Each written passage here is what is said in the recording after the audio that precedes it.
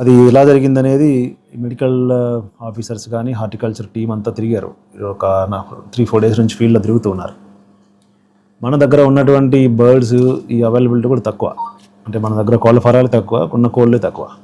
But ఇది ఎక్కడి నుంచి వచ్చిందనేది మనకు తెలియట్లేదు. దాని మీద మూలాలు కనుక్కునే పనిలో మెడికల్ అండ్ హెల్త్ వాళ్ళు, యానిమల్ హస్బెండరీ టీము ఉన్నారు. దీనికి సంబంధించి ఢిల్లీ నుంచి కూడా ఒక టీమ్ ఆఫ్ ఆఫీసర్స్, డాక్టర్స్, సైంటిస్టులు వచ్చారు. ఈరోజు మంగళగిరిలో ఉన్నారు. వాళ్ళు మన ప్రాంతానికి రావచ్చు లేదో తెలియదు. బట్ వాళ్ళైతే మన స్టేట్కి వచ్చారు. దాని మీద కూడా వాళ్ళు స్టడీ చేస్తూ ఉన్నారు. దీని మీద కూడా ఎవరు ఆందోళన చెందాల్సిన అవసరం లేదు. ఆ ప్రాంతం అంతా స్క్రీనింగ్ చేశాము, అందరికి టెస్టులు చేశాము.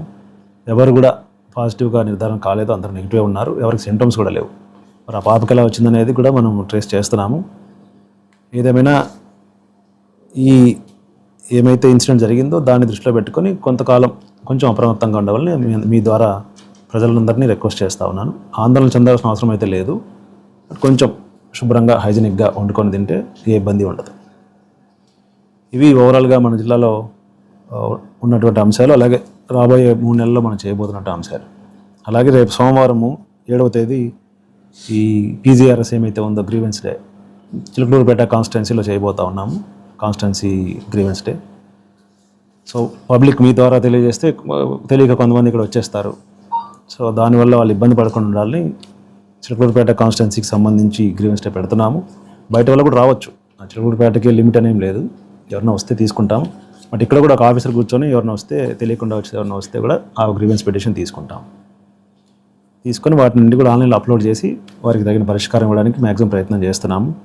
అట్లాగే 7వ నెక్స్ట్ డే 8న పెద్దకూరపాడు కాన్స్టిట్యున్సీకి సంబంధించి డెవలప్మెంటల్ యాక్టివిటీస్ మీద రివ్యూ ఒకటి ఇన్ఛార్జ్ మినిస్టర్ గారు, ఎంపీ గారు, ఎమ్మెల్యే గారు వారి ఆధ్వర్యంలో చేయబోతా ఉన్నాం.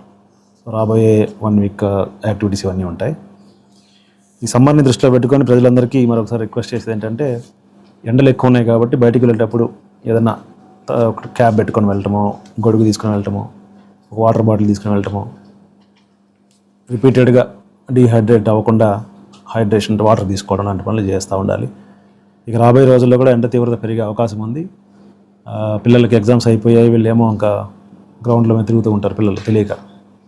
సో వాళ్ళని కొంచెం తల్లిదండ్రులు జాగ్రత్తగా అబ్జర్వేషన్లో పెట్టుకోవాలి. అలాగే కొంతమంది పిల్లలు తెలియక ఈతలకు వెళ్ళి మునిగిపోవడం లాంటివి కూడా ఇన్సిడెంట్స్ జరుగుతూ ఉన్నాయి.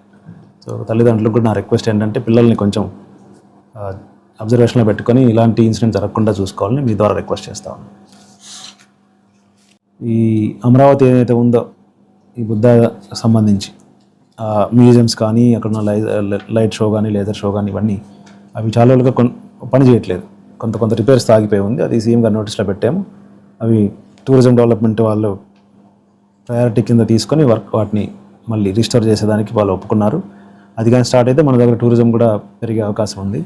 అట్లాగే నాగార్జున సాగర్, ఇంకా కొన్ని ప్రాంతాల్లో కనీసం కాన్స్టిట్యున్సీ హెడ్ క్వార్టర్లో, ఒక్కొక్క కాన్స్టిట్యున్సీ హెడ్ క్వార్టర్లో కనీసం మినిమంగా ఫెసిలిటీస్ ఉండి వచ్చినటువంటి టూరిస్టులు ఉండడానికి ఒక హోటల్ అయినా రాబోయే 24 monthsలో స్టే చేయడానికి. ఇప్పుడు విజిటర్స్ ఎట్లా అవుతుంది, నాగార్జున సాగర్ వస్తున్నారు, చూస్తున్నారు, సాయంత్రం వెళ్ళిపోతున్నారు. వాళ్ళకి 2 రోజులు అక్కడ ఉండి అన్నీ తిరిగి ఉంటే అక్కడ ఎకనామిక్ యాక్టివిటీ జరుగుతుంది. ఒక రూమ్లో స్టే చేస్తే వాళ్ళు భోజనం చేస్తారు, షాపింగ్ చేస్తారు, తిరుగుతారు, ₹4 ఖర్చు పెడతారు. సో దట్ మన ప్రాంతంలో కూడా కొంత ఎకనామిక్ యాక్టివిటీ స్టార్ట్ అవుతుంది. కాబట్టి రాబోయే 24 to 36 monthsలో కనీసం కాన్స్టిట్యున్సీలో ఒకటి కొత్త హోటల్ని డెవలప్ చేసేదానికి కూడా ప్లాన్ ఆఫ్ యాక్షన్ తయారు చేస్తా ఉన్నాం. అట్లాగే మన జిల్లాకు సంబంధించి కొన్ని అంశాలు సీఎం గారి దృష్టిలో పెట్టాము. వారు త్వరలోనే వాటికి పరిష్కారం చూపిస్తామని చెప్పారు. వాటిలో ముఖ్యమైనవి ఈ కలెక్టరేట్ బిల్డింగ్ కానీ, ఆఫీసర్స్కి అకామిడేషన్ కానీ, అన్ని ప్రైవేట్ బిల్డింగ్స్లో ఉంటున్నాము.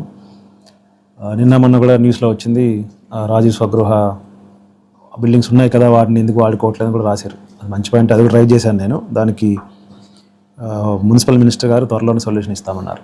దాంట్లో ఏంటంటే అది ఎంప్లాయీస్ నుంచి కొంత కాంట్రిబ్యూషన్ తీసుకొని గవర్నమెంట్ కొంత ఖర్చు పెట్టి కట్టినటువంటి ఫ్లాట్స్ అవి. సో దాంట్లో లీగల్ ఇష్యూస్ ఉంటాయి.